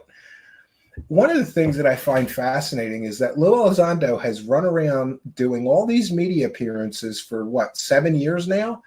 And nobody has stopped him and say, excuse me, why did you lie to the New York Times about running a real Pentagon program? Excuse me, why did you allegedly lie to TTSA investors, promising them a spaceship, collecting millions of dollars, and not delivering on any of that group's promises? What happened to the millions of dollars, Lou Elizondo? So, and let's put this as well on the record. In order to get guest appearances from some of these charismatic cult-like UFO proponents, you have to more or less be offering a safe space where we won't question you and we won't ask critical, hard questions. We'll just let you speak. There's a reason that people like Jimmy Church or Christina Gomez or some of these other circle jerk shows get those guests. I just got blocked by Artisan Tony, and all I did was suggest that he ask Gary Nolan some important questions, like why did you lie to everybody with Ross Coulthart claiming that you had, quote, conclusive proof of alien technology, all confirmed by this renowned scientist. And then you guys cut to a shot of Michio Kaku in the promos for your documentary, and you didn't have any proof. Or, hey, isn't it a violation of the Stanford Code of Ethics to use university labs, equipment, and personnel for personal profit? Or, you know, a myriad of other real questions. The reason that this UFO delusion can continue is because no one wants to lose access. And we've heard Lou from UCR or Lou Reviews talk about this. In order to get the access, you have to be willing to play ball. And if you're not going to participate in a faith-based delusional belief system that, by the way, is based on zero actual real evidence, nothing but stories, if you don't agree to play ball, you don't get the interview. So, and also punishments are dealt out to those who speak out against the group. If all these UFO, you know, hold on one second, please.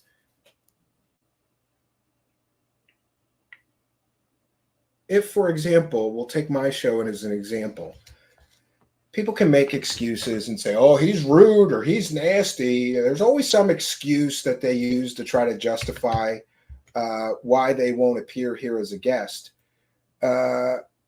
It's interesting, right?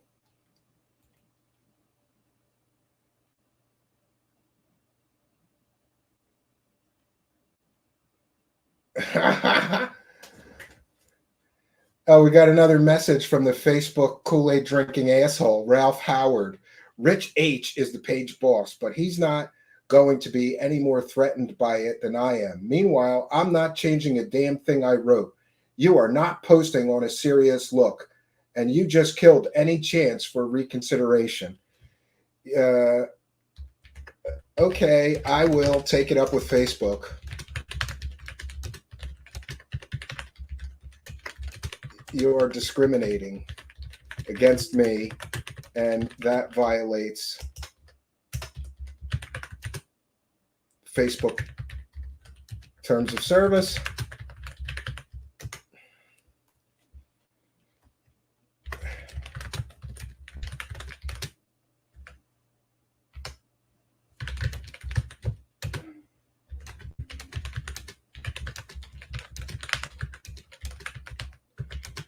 I'm telling him you have 24 hours to fix this. I may take other steps to remedy this. So I'm going to go to Facebook and I'm going to make a discrimination claim against each of those individual users that run that group. By the way, can you tell the gloves are off? And let me tell you why this bothers me. I'm a working father of 2 boys, one of them being special needs. That's really not relevant. But the fact that you could be a Jimmy Church or a Christina Gomer or a Ross Coulthard and make a living selling completely and totally fake stories and be allowed to advertise and promote your fake stories on assholes Facebook groups like this asshole, and that's okay.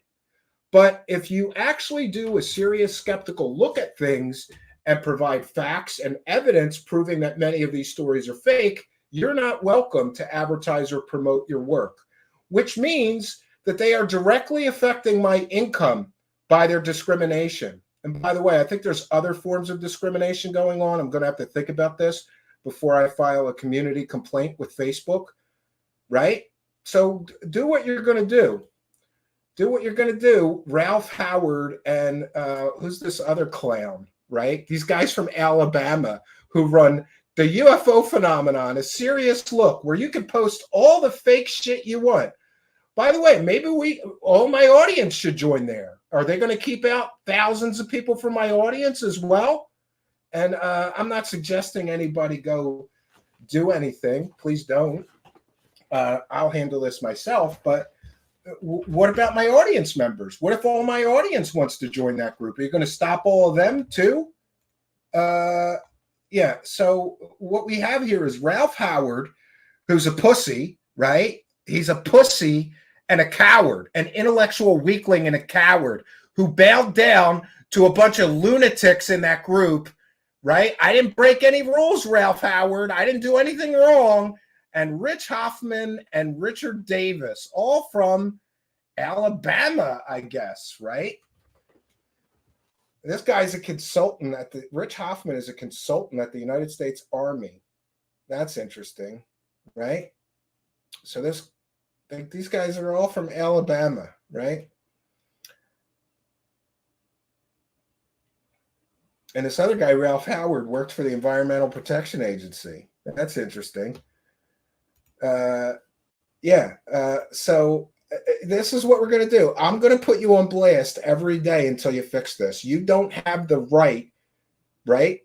Maybe I'll just hit them all for loss of earnings. I'm sure I'm losing a certain number of views by them removing my inability to promote my work, but yet they're going to let literal criminals post there, right? Do you have any idea of some of the background checks, right? You better start running some, right? And I get it. People say, oh, leave it go, Stephen. It's a bunch of dorks running a Facebook group. That's not really affecting you. This is one example. I could show you 100 other examples. And why is it? Ross Coulthard, Jimmy Church, the Unity Project, or whatever the hell, that UFO podcast, Linda Moulton Howe, all these people that have provably sold 100% fake stories, they're all allowed to advertise on any of these Facebook groups. They're all allowed to promote their shows on any of these Facebook groups. But I'm not. All I'm asking for is a level playing field. If people are allowed to post Jimmy Church's show full of fake shit or Linda Moulton Howe's shows full of fake shit, then let people post my shows with good fact-based, evidence-based research. It's only fair. I'm just asking for a level playing field and for inclusion, And I haven't decided, you know, like how much time do I want to waste on some clowns from Alabama whose lives are so pathetic that they get off on some power trip like, oh, we're not going to let you post in our shitty group, right? You people are clowns, right? This is, and by the way, you asked for this. So here we go. This is Ralph Howard, one of the people that runs that group. Yeah, he's the one, he is the arbiter of truth. He's the one who gets to decide who's allowed to post in a Facebook group about UFOs and aliens, people taking a serious look at the UFO phenomenon. He's the one who gets to decide who gets to post there. And that's pathetic.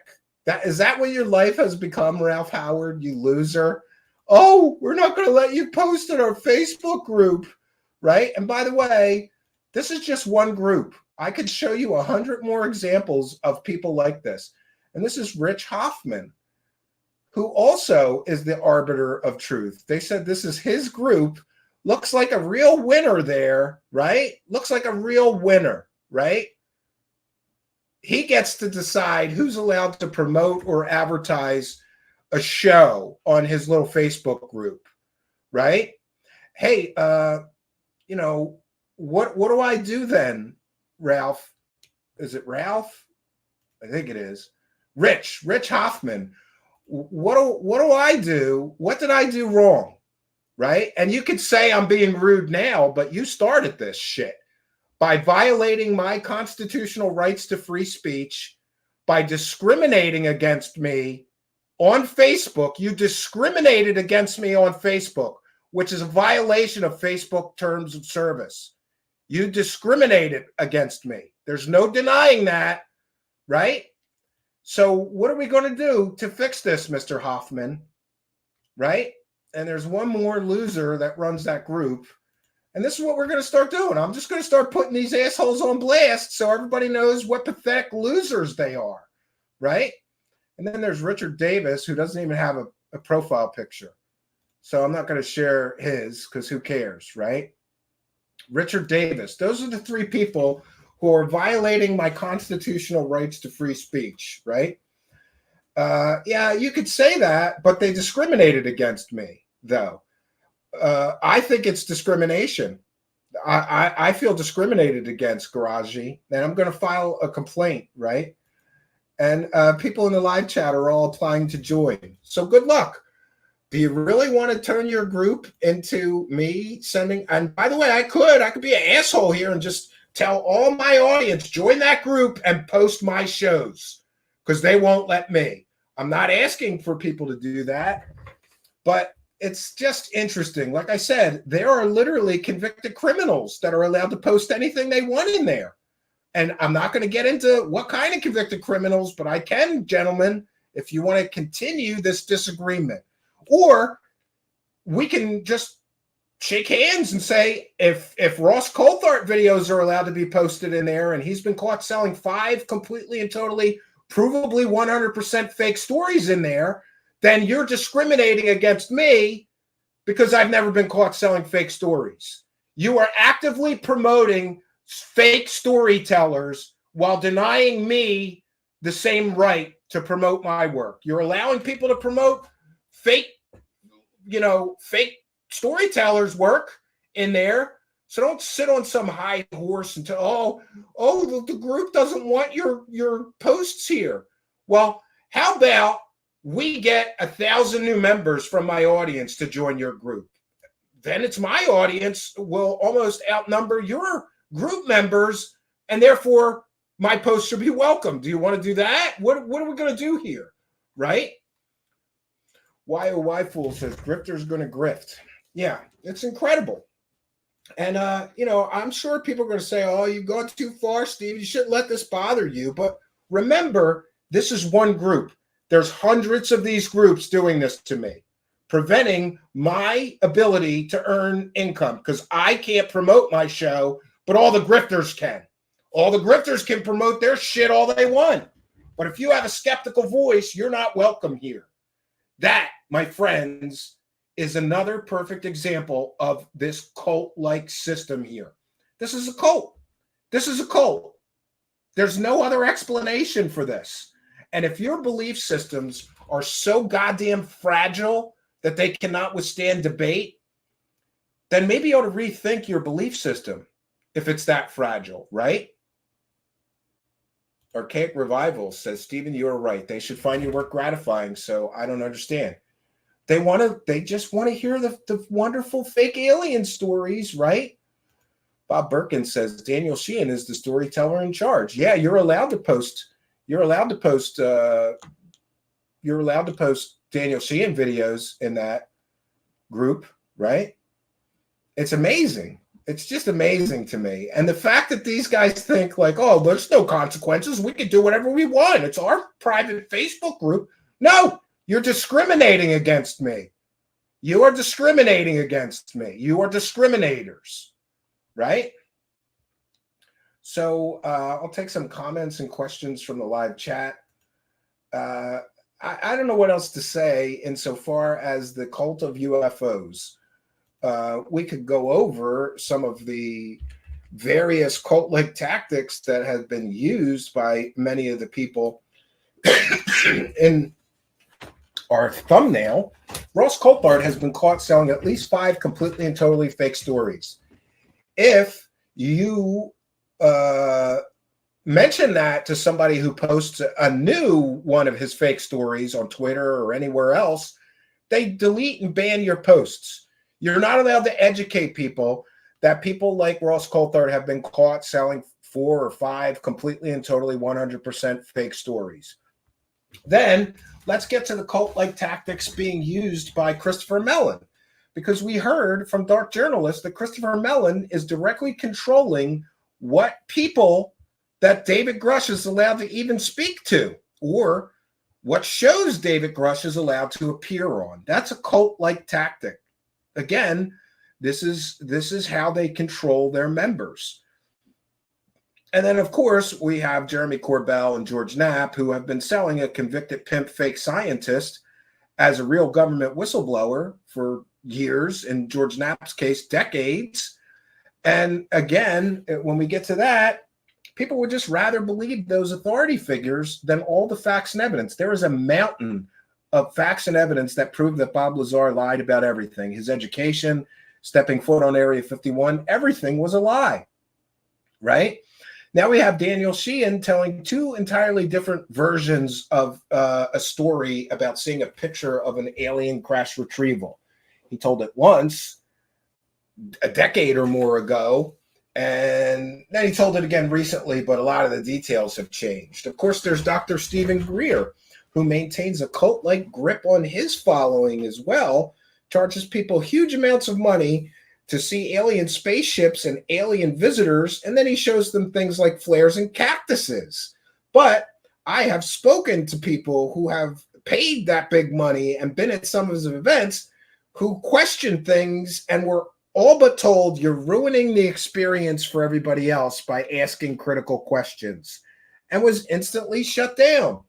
Then, of course, we've got Gary Nolan, who started this thing called the Soul Foundation with David Grusch, which is essentially a UFO cult. And they have an event, but it's invitation only. I was not allowed to go to that event. Another form of discrimination.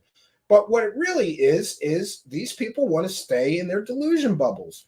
These people want to stay in their delusional fairy tale world where they get to control the flow of information. And I think that is pathetic. It's absolutely pathetic.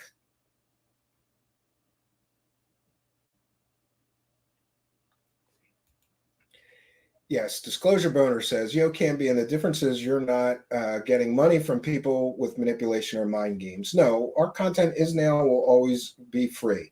If people choose to support our efforts, we thank them. Oh, by the way, there was a super chat last night. For those unaware, we read every single super chat. Unlike some shows that don't even thank their people sending them super chats, we thank every single super chat. So last night, we had a kind and generous benefactor, and that would be Thomas Robinson, who sent £3 Great Britain pounds. and a super sticker. So we thank you, Thomas Robinson, for your kindness, your generosity, and support of the show. Thank you so much. I'm sorry that it was the end credits were playing when he sent the super chat. So just be aware, send those in before we wrap up the show. If anybody else is feeling generous, get them in now and help us now while you can to... Raise the cash, raise the cash, raise the cash. Yes, so we thank you. We thank you very much, Thomas Robinson, and I apologize for not getting it in before the show ended. Also, want to take a moment. We had some very kind and generous benefactors on PayPal. For those unaware, especially if you're going to send a large amount, PayPal only takes a couple of percent, and YouTube takes 30% for the super chats. So we want to make sure that we let everybody know. We have a kind and generous benefactor who did not include a chat room user ID. Please, if you send a PayPal, just click add a note and then give us your chat room user ID and anything you want us to shout out. But we thank initials JR for a kind and generous $20 PayPal pledge. Very kind of you. We appreciate it very much. And then we've got North, who's one of our greatest benefactors. He's always throwing the big bucks into our PayPal hat. North sent a very kind and generous $100. Very generous of you. Thank you for your kindness, generosity, and support. We want to take a moment also to remind you we have a Patreon. It's as little as $1 a month. You can set any amount you wish, but it's just $1. Otherwise, you can become a YouTube channel member and get the same benefits as you get on Patreon. Just a couple extra goodies, but in a YouTube membership, you also get a YouTube member badge and priority reply and things like that. We want to thank all of you kind and generous benefactors for all your help and helping us to praise the cash, friends. Praise the cash, praise the cash, praise the cash. Thank you for your kindness. Thank you for your generosity. Praise the cash, praise the cash, praise the cash.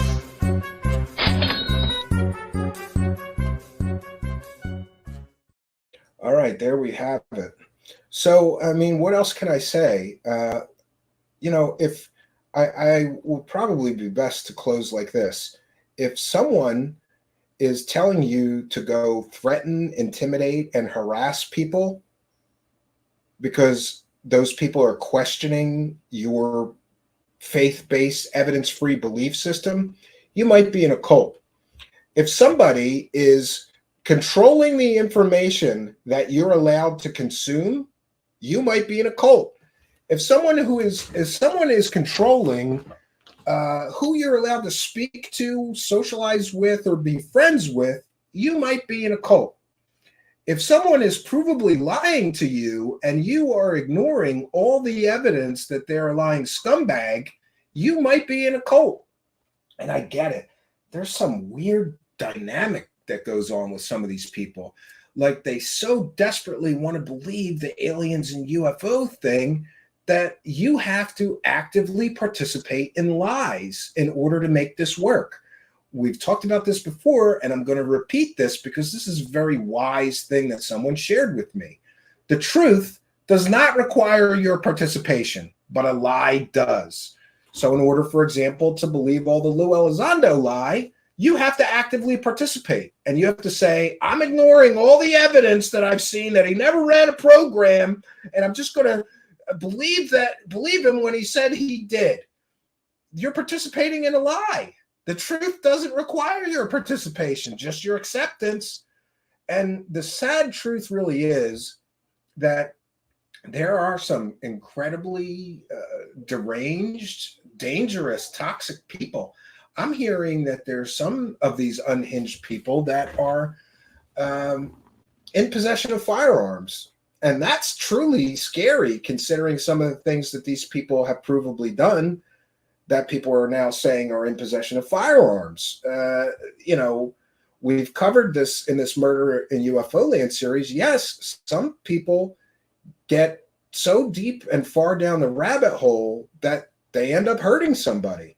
And I see this is going to happen really soon. And again, with some of this UAP circus people, I predict that somebody's going to get really, really hurt. Someday, some unhinged lunatic follower of one of these UFO celebrity scumbags is going to show up on the lawn of one of their critics and do some real damage. And, certainly before that happens, some of these people with these huge platforms have a responsibility. They should take responsibility and condemn things like doxing. It's simple. Condemn things like doxing people, harassing people, threatening people, intimidating people, harassing people's families are getting harassed here. And by the way, I'm one of those people whose families has been involved. People can go after me all they want, but when you go after my wife or my children, what do you think? How toxic are you that your pathetic faith-based evidence-free belief system is so fragile that when I show you evidence it's fake, you're going to attack my wife or my children? And, that's the level of toxicity. I know other show hosts who's had their wives or significant others attacked or included in memes attacking them. And then let's also take a moment to recognize that before this latest UAP version of the UFO cult, there was the Stephen Greer from 2001 forward disclosure cult. That was just like this. Same tactics being used: silence critics, attack critics, dox critics, same stuff. And then, of course, there was also the Corey Goode and David Wilcox sort of secret space program cult. And there was literally something called Doxgate, in which Corey Goode allegedly was directing his followers to go and dox, threaten, intimidate, and harass anybody who said his stories weren't true. These are cult-like tactics, and we see examples of these cult-like tactics being used over and over and over again in the conspiracy community, in the UFO and alien community, whatever you want to call it. It's truly sad that this is the level of toxicity that we have reached. And insofar as these Facebook groups, they can stop me from posting. All you do is make people more curious to see me. Who's the guy that they banned? I'll get more views from it. You know why? Because you people are fucking losers, and I am a winner. I always win. No matter what happens, I win. I live my life by that philosophy. You ban me from one UFO group on Facebook, I just joined 5 more. And I'm going to post to those other 5 groups every day. So it just makes me more determined. You're not silencing me. You're not violating my constitutional rights or discriminating against me and getting away with it. And now everybody knows what pussies you 3 are. You 3 are pathetic pussies. Congratulations. You're a 50 plus or 60 plus year old intellectual weakling, coward, pathetic pussy. Congratulations. I'm going to call their names out one more time. Just so we're clear of who we're talking about, right? And it's just so funny to me. So Ralph Howard, you're one of those people, right? And who's the other guy?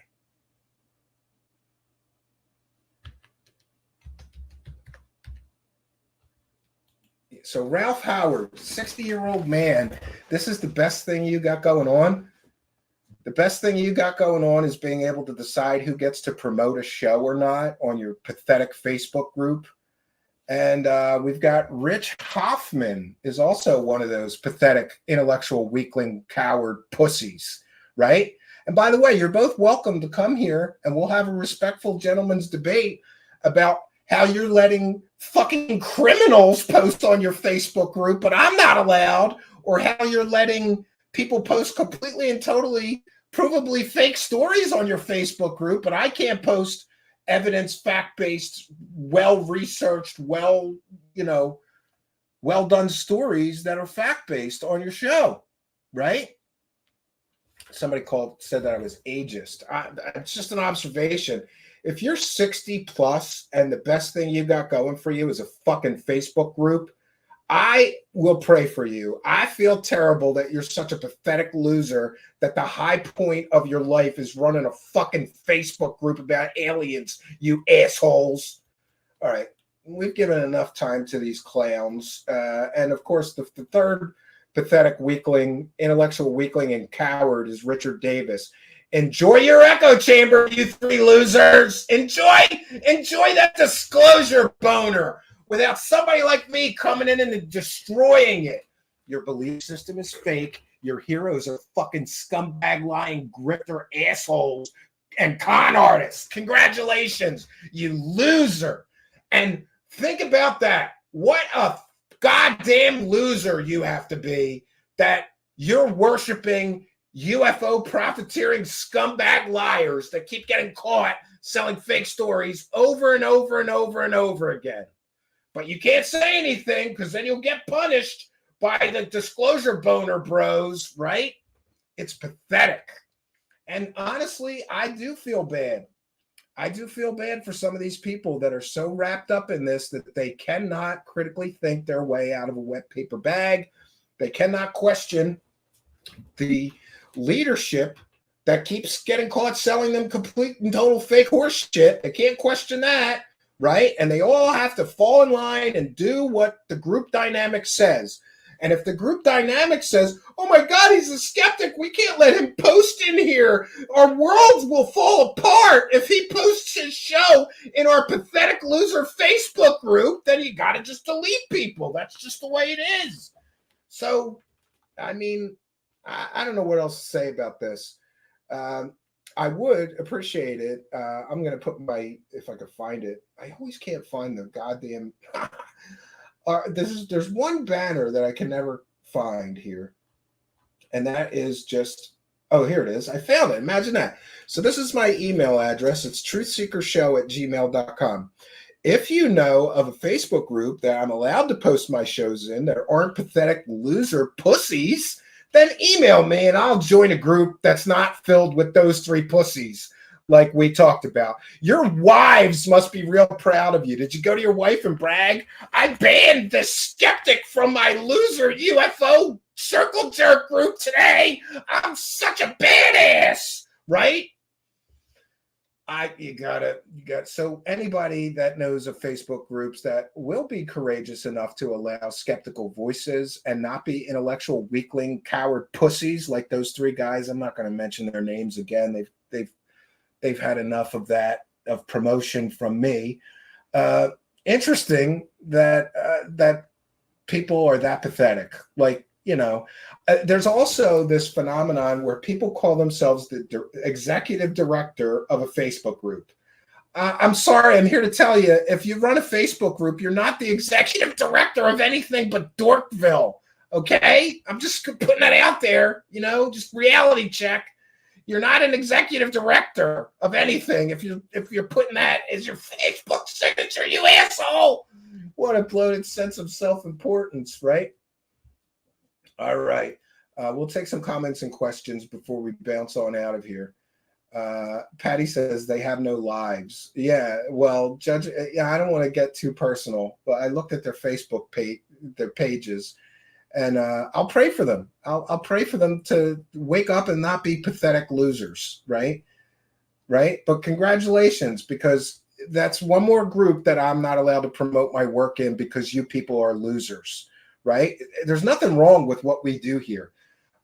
We exercise good journalistic integrity. We're well researched. We do good fact checking here and investigations. There's nothing wrong with what I'm doing. Nobody should object to my show being posted here. By the way, people post everything in my Discord group. I never said you're not allowed to post another show host on my Discord. I never did that. Never once. Never. I believe in free speech. I'm a big free speech advocate, right? Yes, Alga Ray, you're right. Alga Ray has been in the Twitch chat since we started the Twitch. And Alga Ray is the executive director of the Truth Seekers Twitch chat. I've just nominated. Yeah, we're going to get you a badge and everything. I'm going to send you a badge. Alga Ray is the executive director of the Twitch chat. It's pretty ridiculous. Why, oh, why fools? Been kicked from many a chat room. Well, try to behave here, right? Says some mods are a-holes. Yeah. Yes, and breaking the minds of believers. I mean, I think that's what it is. They live in such a delusional fairy tale echo chamber that they can't even even let somebody possibly challenge their belief system. And by the way, it's not a two-way street. I've never heard of, go on Metabunk and post anything you want, right? They have rules, of course, but they're not going to ban you for posting a pro-believer video. Skeptics do not ban believers from their groups or the discussion at all, in my experience. Never. It's always these Kool-Aid drinking cult members that have to keep the skeptically minded people away, right? Because it ruins their disclosure boner.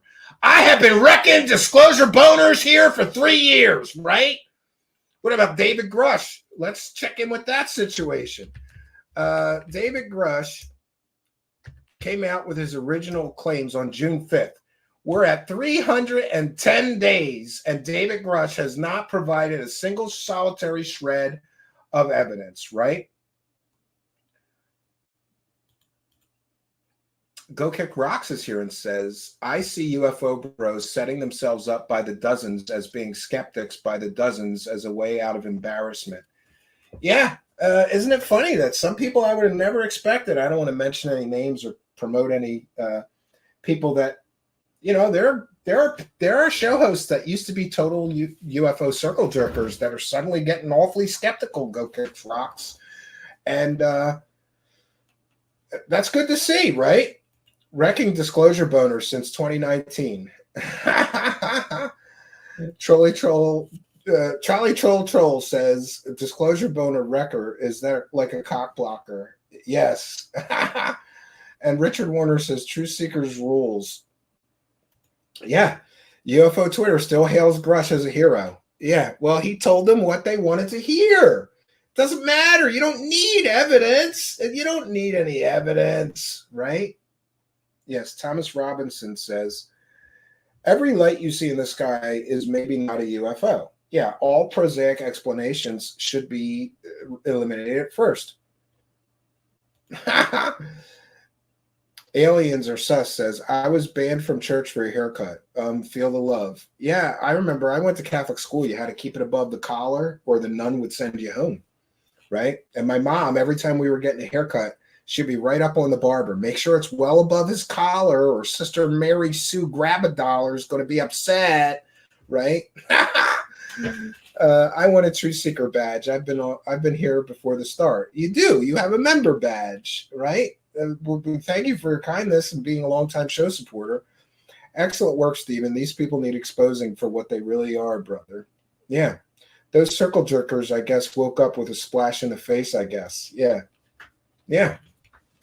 So I'm going to make some posters with those three guys saying that they discriminated against me. I'm going to put it on Facebook, right? It's great. I'm being discriminated against by UFO circle jerking pathetic losers, right? Yeah, I was thinking of some terrible things to say, but I'm not going to go there, you know. No, I'm going to be the bigger person. Sometimes a cigar-shaped UFO is just a cigar-shaped cloud. Could be. Yes, Elmer says, Jesus watches collars. Yes, and he gets upset if your hair goes below your collar somehow, right? All right, so listen, we've done our due diligence. I have fought the good fight. I have stood up today for free speech. And by the way, my defense of free speech is absolute, which means I defend a believer's right to free speech just as well as I defend skeptics' right to free speech. I am not an intellectual weakling and a coward. I will debate anybody on any topic if we have a disagreement, because that's healthy. And that's what, what people should do, not just eliminate alternate viewpoints because they disagree. That's weak. That means your points are so weak they can't withstand debate. And again, being for free speech, I defend everybody's right to be included. Right? You can't just delete people from your fictional world if they disagree with you. Foxy's Friends is here and says, those circle jerkers, I guess, woke up with a splash in the face. I guess, yeah. Yeah, a lot of them are starting to wake up. YOY Fool says, give him hell, Stephen. Yeah, we'll continue to do that. So we've done our due diligence. I'll be back tomorrow night at 9 p.m. Eastern Standard Time. That will be the final show for the week, but we might run some replays. I'm still thinking about that. Let me know what you think in the comments or in the live chat. Should we do the replays on the nights I am not live at 9 p.m. Eastern, or should we just let the audience take a break? You know, one thing I notice is when I don't run the reruns, our subscribers jump up over those 3 days that I'm off. When I do run them, we get almost no new subscribers. So that's weird, right? Just something I noticed. Somebody mentioned to me that the audio podcast is missing an episode, and I'm aware of that. I don't know what happened. I uploaded it, but it didn't get pushed out. Maybe I forgot to push publish. I'm going to work on that right after we end our broadcast tonight. So if you are worried that you're a member of a UFO cult or a group that is just unhealthy for you, I'm not a psychiatrist. I'm not a psychologist. Often when I do one of these educational shows, some people will email me and ask me for advice and things like that. And, you know, I'd be happy to offer advice. But remember, I'm not a trained psychologist or psychiatrist. I really think if you're in a bad situation psychologically or mentally, you need to seek professional help. And there are people out there that'd be more than willing to offer therapy and even cult deprogramming in extreme cases to help you recover from the situation of being involved with a cult. If you're one of those people, please do seek proper psychological help and professionals. Though, you know, I will try to keep those of you who are suffering from this in my prayers. We've got people out there that are just so, they've reached a level of toxicity that they're willing to take some woman's children away from her because she questioned the narrative. That, more than anything, should concern all of us. At least it does me. So that's all I got for you, friends. I'll be back tomorrow night, 9 p.m. Eastern Standard Time. Hope you'll be here with us.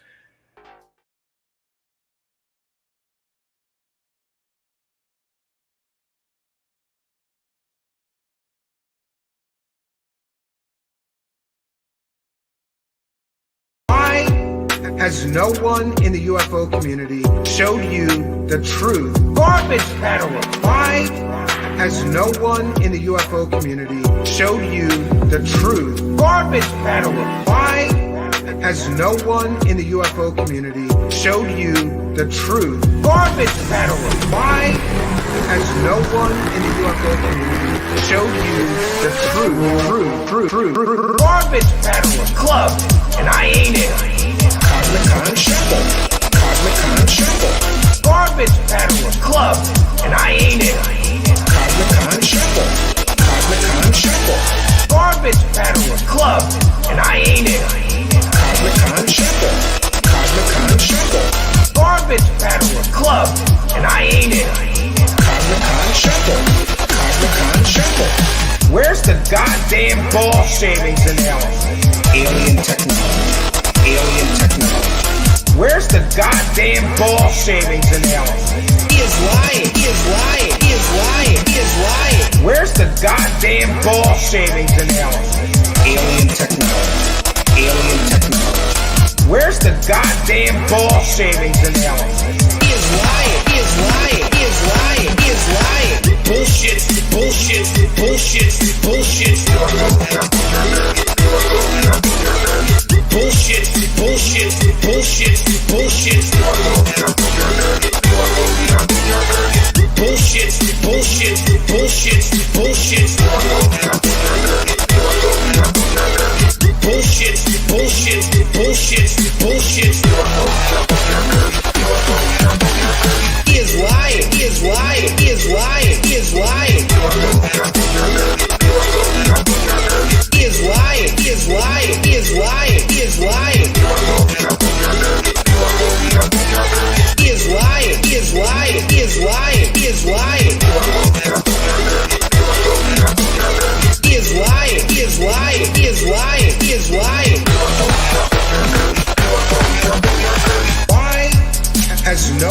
in the UFO community show you the truth? Garbage federalists. Why has no one in the UFO community show you the truth? Garbage federalists. Why has no one in the UFO community show you the truth? Garbage federalists. Why has no one in the UFO community show you the truth? Garbage federalist club, and I ain't it. Cosmic Con Shuffle. Cosmic Con Shuffle. Garbage federalist club, and I ain't it. Cosmic Con Shuffle. Cosmic Con Shuffle. Garbage federalist club, and I ain't it. Cosmic Con Shuffle. Cosmic Con Shuffle. Garbage federalist club, and I ain't it. Cosmic Con Shuffle. Cosmic Con Shuffle. And I ain't it. And I ain't it. And I ain't it. And I ain't it. And I ain't it. And I ain't it. And I